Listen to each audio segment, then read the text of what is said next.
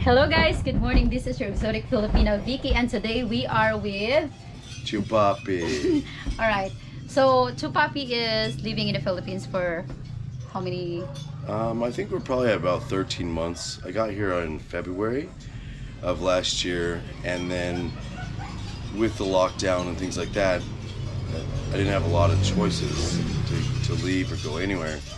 But I found out that it's probably the best place I've ever been, and I'm excited to go on this adventure with you about how amazing it is. Oh, cool. So we are going to I want to know something about you, yeah? More about you. So he agreed to have an interview with me, guys, and he's also thinking of making his own channel. So Yeah. can you please tell me about what is the concept about your channel? Well, so my channel is Chupapi Knows Best, because I'm Chupapi Chupapi. knows best. Chupapi. You want to know about Chupapi? I'll tell you about Chupapi, because Chupapi will tell you about you too. So I'm allowed to do whatever Chupapi wants to. And that's the best part about it. Like, I want to teach you about what I've been through. I want to guide you about where you want to go, because Chupapi will do that for you. So where did you get that Chupapi name? It sounds funny. You want to know about Chupapi? I tell you about Chupapi. Yeah. Yeah, but it has a little something to do with, like, I've always been Chupapi, Okay. and I always will be Chupapi. So what is Chupapi? Chupapi to you is different than Chupapi to someone else. Like, the next person who has the immaculate opportunity to spend time with Chupapi, it'll be something to them. So Okay, that's about it. It's just like about how Chupapi will impact the life of others. That's how Chupapi is. that's what Chupapi is like. Chupapi doesn't exist without other people, without being good to people, without sharing with people. Like, if you want to spend time with Chupapi, it will change your life. Okay, so here we go. So we met yesterday. You were in a In car. Moalboal. Yeah, here in Moalboal. You were in the car. I didn't know you.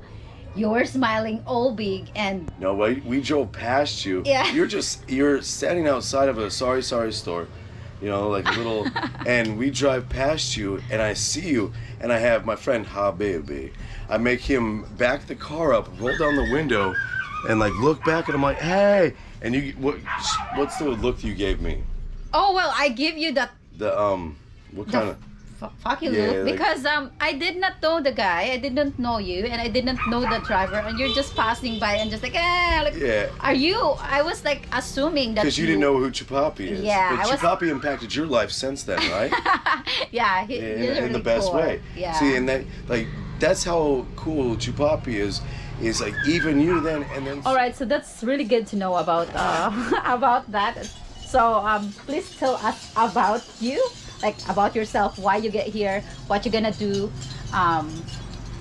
just something that about you, so that they will know About who? about Chupapi. Yeah, now we're getting somewhere.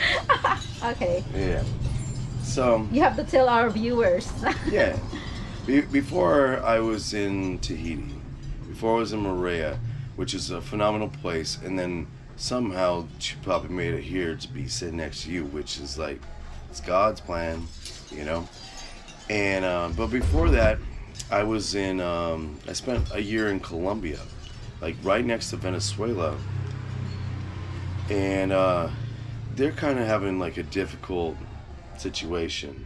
So I think the country has like 21 million people, and there's been like 6 or 7 million of them that have left in the last 2 years because they don't have like infrastructure for anything. And this is even before the pandemic.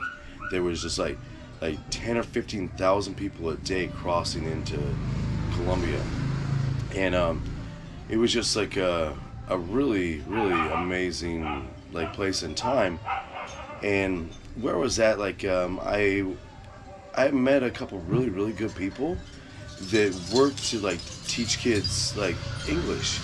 And they were running into a situation that, you know, it's like their foundations, but the people that are running them are taking the money and pocketing. There's like so much corruption in Colombia. It's the same kind in the Philippines. There's corruption everywhere, but like there's corruption even in America, but it's a different level of corruption. Like there's enough, like you could be corrupt and people don't care because there's enough money to go around. Like, Exactly. It's like feeding chickens, like Manuk, like. Okay. And so, he was a teacher and he said like, I'm tired of working for them. Like they're stealing the money for the people who are donating. And that's like part of like the Exotic Filipina, like your channel that I'm on now. Like that's what they do is like you're actually trying to like not only share your time, locations, but you're trying to make a difference. You're trying to build something special for other people. Yeah. And like Chupapi's into that too. Chupapi does a lot of things. So when you ask me like what I've been up to, when I was in Colombia, I actually built a Futuro Colombia foundation to teach kids English. And I didn't have anything because I met one person who said he was tired of working from other people. I'm like, then let's build one. Like I actually have the resources. It only takes like a few $100s to like pay for the paperwork. And then I did it in the backyard on the wall, have all the neighborhood kids who like come and like teach them English and have them like it only takes honestly for, I don't know, in pesos, like for 500 pesos, you could build a school for like a week because you just need paper, pencils, like and you just this. let them that's stay. it. That's all you need. Yeah, because they'll come and they're so hungry and so happy. They're like, when can we come back again, Chupapi? I'm like, you can come back anytime. Like what's your favorite song? You can learn from that. Like you teach them the way they are able to be taught. You can't put them like in a place like here's a book. You teach the people that actually don't know how to read or write English and stuff like that. They don't even have like school for like their own language, let alone trying to learn this. Like so. Oh, they hear a song, like their favorite song. Like, okay, I'll write it for you. And then like not only write it for you, I'll write it for you how to spell it, and then I'll phonetically show you how to pronounce it, so that you could actually say the words because they don't know the alphabet. So here in the country where most people learns how to speak English even with the kids, what are the things that you want to continue that you started in that country that you are now in the Philippines? I think one of the things I could do, it's almost like a reverse type thing. I would like to make it more possible for people from other countries to learn this language. Almost because like once you can learn this language, you can understand the culture, you can understand the heritage, you can actually have respect for the Philippines. I think there's a big difference between the people that come here and people that have respect for this place. Because like I didn't plan on being here. Like Chupapi had no idea, but the way the world works, it's not up to me. Hunter-gatherers to like now we're fucking slaves to our phone. Like even the fact that this is a thing for me to reach to you is evolution. Like, but once you go back to like deny yourself of what you want, like you want to be happy, then fucking get it. Chupapi will make you happy just by telling you how to be happy. Like I'll help you cut the strings from between you and your future. Okay, and here's another question. What would you like to say to those people that wants to be in the Philippines that never been here yet? What do you want to tell them about the Philippines? What are the things that they're supposed to be expect when you're coming up here? Expectations that you could give, and what could they expect being here? Oh, don't look at me like that. Well, for one, they're not going to meet anybody as amazing as you. And like, you and your fiance Will are fucking phenomenal. And see, you're like a glitch in the Matrix. Like, there's not a lot of people that are as good as you. And there's like not a lot of people that are as good as me.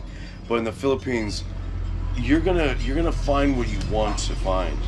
Like, if you're a good person where you're at, you're gonna find greatness here. Like, here it's really untouched. Like no one really ever talks about how beautiful this place is, and like it has everything. Like I could go on. We could make another channel just about how great the Philippines are. But for Chupapi, if you are happy, come here. You'll be happy. If you're not happy, you'll be happier here.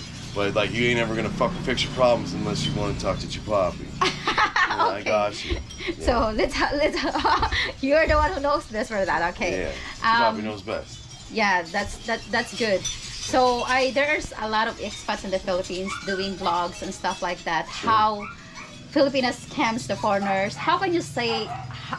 What can you say about it?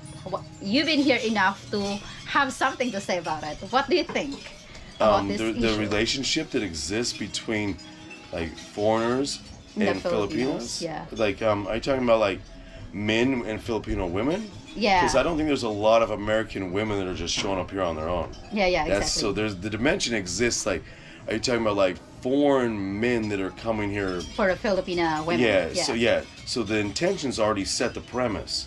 Like, what do you? It already is the way it is. Like,